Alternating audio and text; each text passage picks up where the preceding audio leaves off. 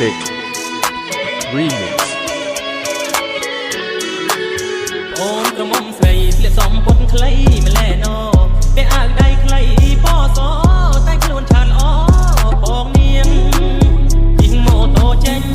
ពីផ្ទះតាំងពីព្រឹកព្រៀងទៅរៀនមែនទេបងនាងឬមួយស្រីឈៀងជុំដងសាអូនសំពត់ខ្លីទៅរៀនដែរអីណាអូនទៅមិនដាច់បងឃើញបងនៅក៏ដាច់ព្រែកលៀបជីវ៉ាបងហងទៅរៀនការពិតលួចមានសង្សារណាជុំគេដើរលេងណាសាលាទៅរាល់ថ្ងៃប្រយ័ត្នចិត្តកុំបែកគំនិតយ៉ាងនឹង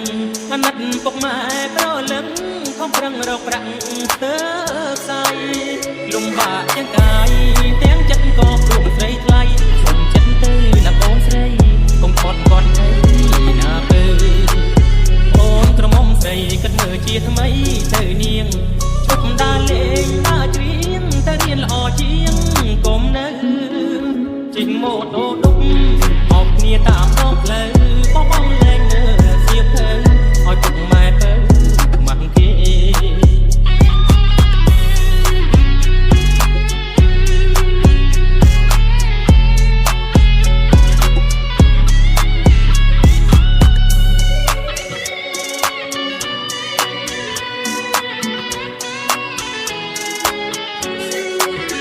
ប្រយ័ត្នចិត្តកុំបែកគំនិតយ៉ាងនឹងអាណិតពុកម៉ែប្រលឹងខំប្រឹងរកប្រាក់ទៅផ្សាយលំបាកទាំងកាយទាំងចិត្តក៏ព្រមស្រីថ្លៃសុំចិត្តទៅណាអូនស្រីកុំគាត់គាត់អីណាពើអូនក្រមុំស្រីគិតមើលជាថ្មីទៅនាងឈប់ដើរលេងដើរច្រៀងទៅរៀនល្អជាងកុំនៅជិះម៉ូតូដុកអោបគ្នាតាមដងផ្លូវបងលែងមើលសៀវភៅឲ្យពុកម៉ែទៅខ្មាស់គេ